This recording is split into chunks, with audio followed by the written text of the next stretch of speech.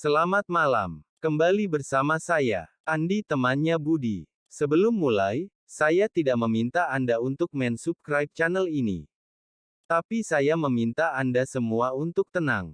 Tariklah nafas. Hirup dalam-dalam. Tahan. Lalu hembuskan perlahan. Jika Anda punya dendam, maka lupakanlah saja. Mari kita bercerita ria di malam yang bahagia. Vampir adalah tokoh dalam mitologi dan legenda yang hidup dengan memakan intisari kehidupan, biasanya dalam bentuk darah, dari makhluk hidup lain. Meskipun kepercayaan terhadap setan penghisap darah terdapat dalam berbagai budaya, dan telah ada sejak zaman kuno, istilah vampir sendiri baru populer pada awal abad ke-18.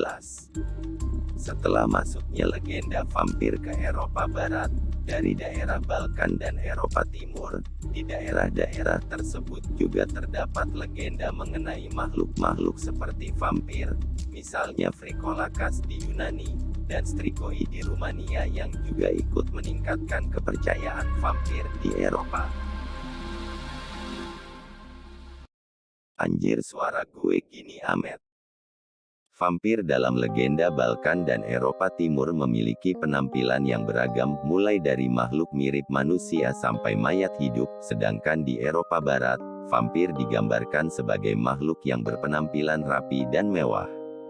Adalah cerita The Vampire 1819 karangan John Polidori yang membentuk citra tersebut. Karya tersebut dianggap sebagai karya tentang vampir yang paling berpengaruh di awal abad ke-19 dan telah mengilhami karya-karya selanjutnya seperti Varney the Vampire dan bahkan Dracula. Novel Dracula, 1897, karya Bram Stoker dikenang sebagai karya klasik yang menjadi dasar bagi cerita vampir pada masa modern. Novel Dracula mengambil unsur dari legenda manusia serigala dan setan sejenisnya, dan menggabungkannya dengan konsep keabadian serta sistem masyarakat masa Victoria. Suksesnya buku ini memicu munculnya genre vampir yang masih tetap populer hingga saat ini melalui buku, film, permainan video, dan acara televisi. Vampir juga telah menjadi figur dominan dalam genre horor. Vampir umumnya diceritakan keluar dari makamnya pada malam hari untuk menggigit orang-orang dengan taringnya yang panjang dan menghisap darah mereka. Korban yang digigitnya biasanya akan menjadi vampir juga. Menurut beberapa mitos, vampir tidak tampak di cermin karena mereka tidak memiliki jiwa. Dalam cerita fiksi modern, vampir bisa menjelma menjadi kelelawar, serigala, bahkan gumpalan gas, dan harus menjauhkan diri dari sinar matahari. Gambaran umum dan atribut. Dalam legenda-legenda di Eropa, vampir biasanya digambarkan bertubuh membengkak dari tubuh normal dan berwarna merah gelap. Dalam peti matinya, vampir mengeluarkan darah dari mulut dan hidungnya dan kadang-kadang dengan mata kiri yang terbuka. Setelah dikubur, mayat yang merupakan vampir tetap mengalami pertumbuhan gigi, rambut, dan kuku. Perubahan menjadi vampir. Proses menjadi vampir berbeda-beda dalam beberapa kepercayaan. Di Slavia dan Cina, mayat yang dilangkahi oleh kucing atau anjing akan menjadi mayat hidup. Dalam kepercayaan Rusia, vampir adalah penyihir atau manusia yang semasa hidupnya menentang gereja. Ritual budaya kadang dilakukan untuk mencegah orang yang baru saja meninggal berubah menjadi mayat hidup, misalnya mengubur mayat secara terbalik atau menaruh benda-benda duniawi seperti arit atau sabit di dekat makam dengan maksud agar setan yang mendatangi mayat merasa senang atau supaya roh sang mayat merasa tentram sehingga tidak akan bangkit dari peti mati. Cara ini mirip dengan praktik penguburan orang Yunani kuno yang mengharuskan untuk menaruh sekeping obolus di mulut mayat supaya roh mayat tersebut bisa melewati sungai Styx. Tradisi ini terus berkembang menjadi kepercayaan Yunani tentang Frikolakas, yang mana sebuah salib dan tembikar bertuliskan, Yesus Kristus berkuasa, ditaruh bersama mayat untuk mencegah mayat tersebut berubah menjadi vampir. Cara lainnya yang dipraktikkan di Eropa meliputi pemotongan tendon di lutut atau penaburan biji opium atau pasir di tanah pemakaman. Ini bertujuan agar sang vampir menghabiskan sepanjang malam dengan menghitung biji-bijian tersebut.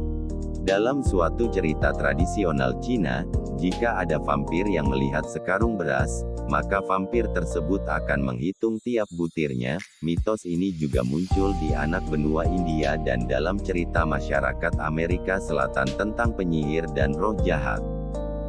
Kepercayaan terhadap vampir telah ada selama berabad-abad. Kebudayaan Mesopotamia termasuk Lilith dan Edimu dalam mitologi Sumeria, Assyria, dan Babilonia, Yahudi, Yunani kuno, dan Romawi kuno menceritakan mengenai setan atau roh yang mirip dengan vampir modern.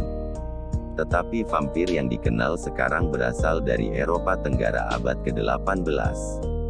Dalam sebagian besar cerita rakyat, vampir adalah mayat hidup, korban bunuh diri, atau penyihir, tetapi vampir juga bisa diciptakan dari roh jahat yang masuk ke suatu mayat dan melalui gigitan vampir lain. Legenda ini semakin lama semakin meluas dan bahkan di beberapa daerah menyebabkan histeria massal dan beberapa orang dituduh sebagai vampir. Mengenali vampir, banyak ritual dilakukan untuk mengidentifikasi seorang vampir. Salah satu cara mencari kuburan vampir adalah dengan menggunakan anak perawan yang menunggangi kuda perawan dan berjalan di pemakaman. Menurut kepercayaan, kuda tersebut akan menolak melewati makam vampir.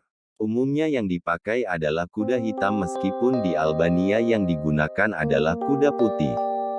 Selain itu, lubang di atas makam dipercaya sebagai tanda vampir. Mayat yang dicurigai sebagai vampir biasanya digambarkan memiliki penampilan yang lebih bagus dari yang seharusnya dan tidak menampakkan tanda-tanda pembusukan. Dalam beberapa kasus, ketika kuburan seorang vampir dibuka, mayat tersebut berlumuran darah korban di wajahnya. Bukti bahwa seorang vampir aktif di suatu daerah ditandai dengan kematian ternak, domba, sanak keluarga atau tetangga.